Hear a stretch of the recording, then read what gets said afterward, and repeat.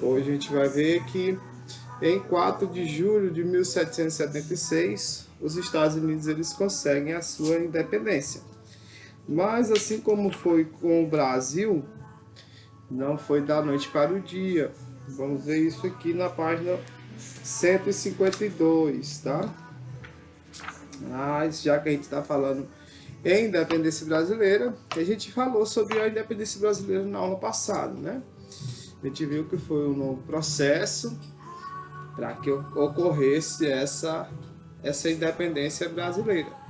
Desde a substituição da Dona Maria I, a louca, né, pelo Dom João VI. Dom João VI estava lá à frente da coroa, teve negociações importantes aí com a Inglaterra para que pudesse, né, haver, perdão, essa questão do furo ao bloqueio continental e os franceses pudessem expulsar os portugueses para cá, para o Brasil. Então, teve todo esse processo para que pudesse ocorrer. Assim como aqui a independência dos Estados Unidos, na página 152, também teve todo esse processo. Primeiro, ocorreu a Guerra dos 7 Anos, 1756 a 1763. As nações elas começaram a se combater. E as principais inimigas, as principais rivais, que eram França e Inglaterra, foram as principais rivais nesse período. A Guerra dos 7 Anos envolveram várias nações, mas as principais nações envolvidas diretamente foram os ingleses e os franceses. A gente sabe que a colonização americana foi feita pelos ingleses, tá? E a colonização lá dos canadenses, bem perto dos americanos, foi feita pelos franceses, né? Então tinha essa rivalidade já desde a fronteira ali. Tinha essa rivalidade entre os colonizadores, não os americanos, né? Mas os ingleses e os franceses. Mas a gente sabe também que os Estados Unidos, os americanos, eles sempre foram meio que independentes, né? Mesmo que sem antes ter essa independência propriamente dita, as colônias americanas elas sempre tiveram relativa autonomia. A gente sabe disso. Essa autonomia, ou seja, essa liberdade de comercialização, essa liberdade de ser uma colônia mais livre, não depender tanto assim da metrópole que era a Inglaterra, isso sempre fez com que eles desejassem assim, essa questão da independência, de não pagar tributos aos ingleses, de não reconhecerem a autoridade dos ingleses, mas de se tornarem independentes, né? Então essa luta foi desde sempre.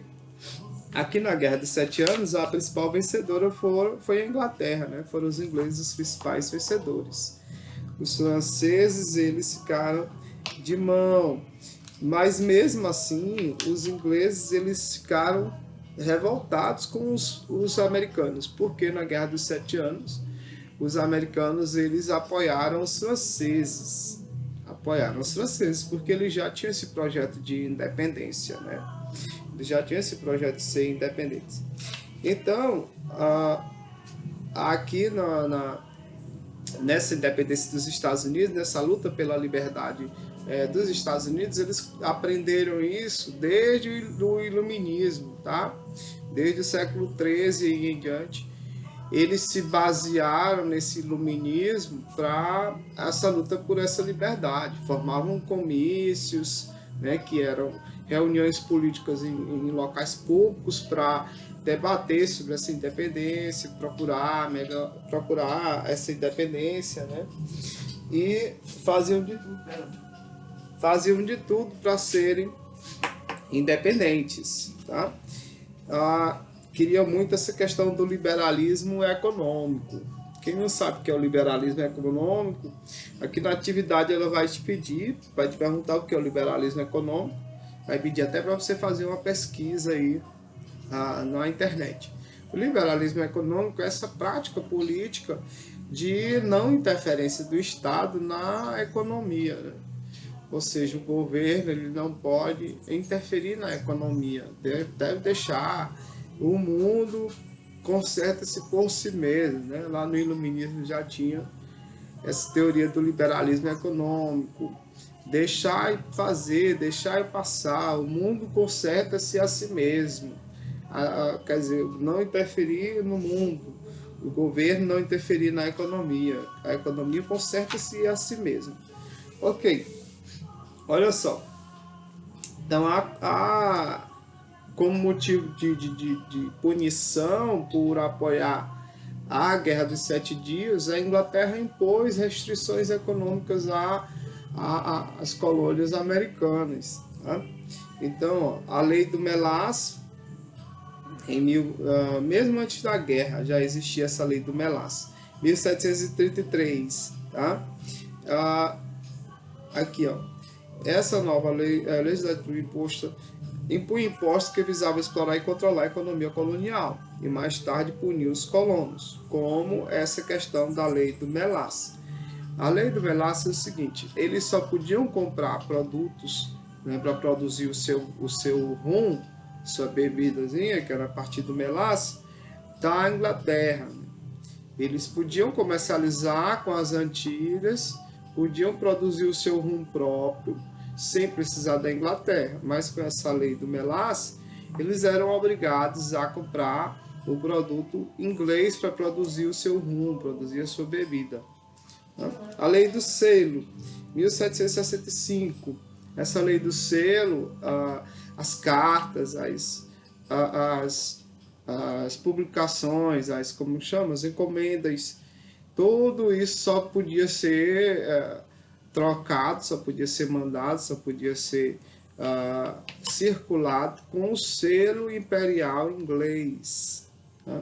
Então, isso tinha que ser comprado, né?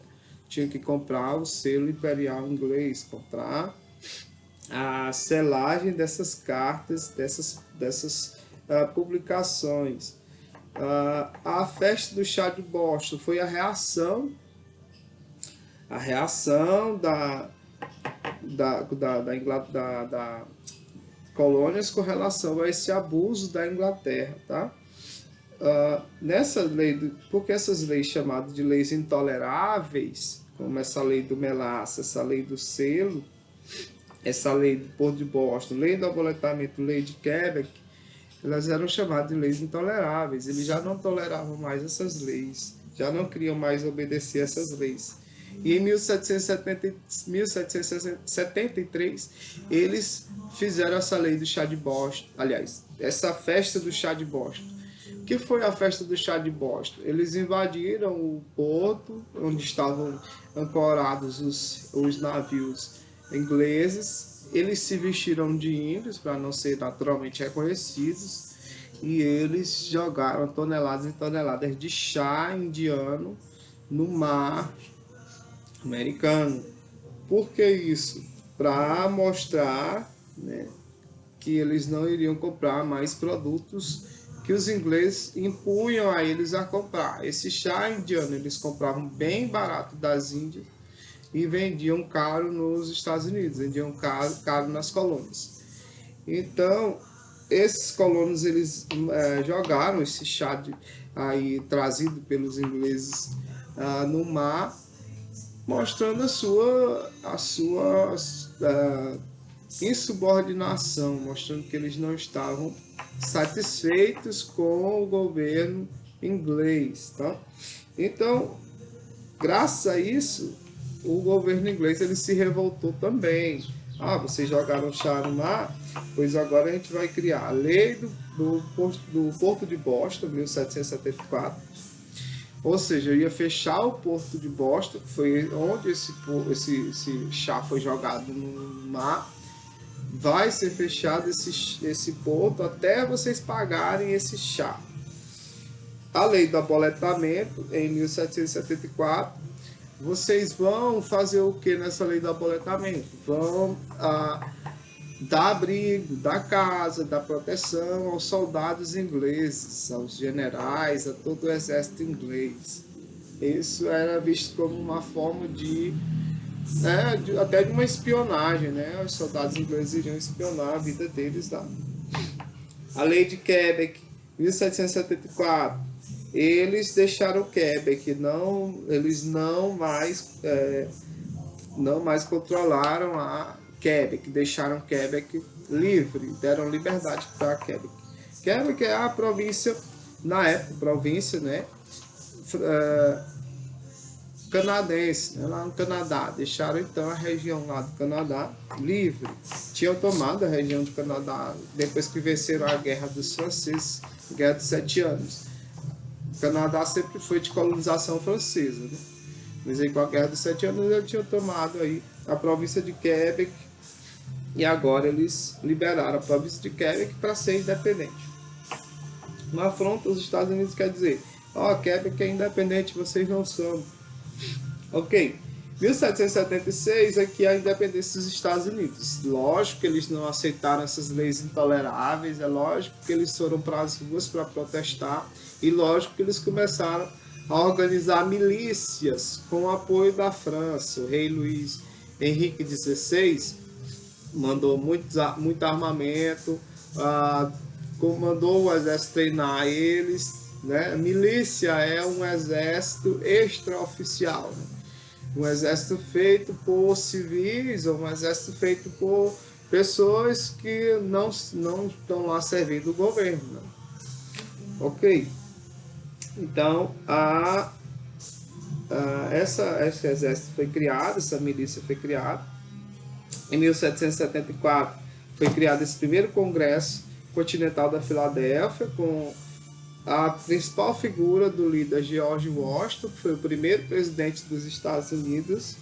Ele organizou esse primeiro congresso, lutando contra essas leis intoleráveis, organizando esses comícios. E aí começam as guerras, né? Em 1776 se intensificaram aí várias batalhas, como está aqui na página 159. Ó.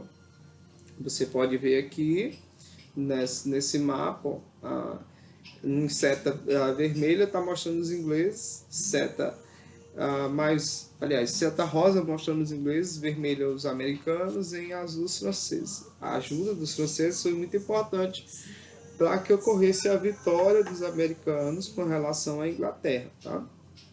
Então, tá aqui todas as guerras, as principais batalhas de independência: Lexington, Bunker Hill, Saratoga, Germantown, Jamestown e Yorktown, em 1781, com vitória dos colonos. Ok, então o segundo Congresso Continental da Filadélfia, em 1776, foi o Congresso definitivo, né? Sob a liderança de Thomas Jefferson, foi assinada aí a Declaração de Independência dos Estados Unidos em 4 de julho de 1776. Depois de longas guerras, depois de luta pela liberdade, eles finalmente conseguem. Primeiro, não preciso nem dizer que a primeira nação a reconhecer a independência dos Estados Unidos foram os franceses, né, que eram inimigos mortais dos ingleses. E aí esses franceses, eles com comemoração à independência dos Estados Unidos, eles dão de presente para eles a Estátua da Liberdade. A Estátua da Liberdade foi uma construção dada pelos franceses para debochar mesmo dos ingleses e comemorar a independência dos americanos. Agora eu peço que você faça essa atividade da página 155, são duas questões, da página 161 e 162 e 163. Já é todo, já deu para tudo. Deixa eu ver se eu passo isso tudo. Eu vou passar hoje eu vou passar só essa 155, você junta com a 161, tá? E eu vou deixar essa 162 para a próxima aula. 162, 163 e as próximas páginas eu vou deixar para a próxima aula. Hoje, pessoal, 155 e 161, tá? 155 e 161. Você junta as questões da página 155 com as da página 161. Aí na próxima aula a gente continua. Bom dia para vocês.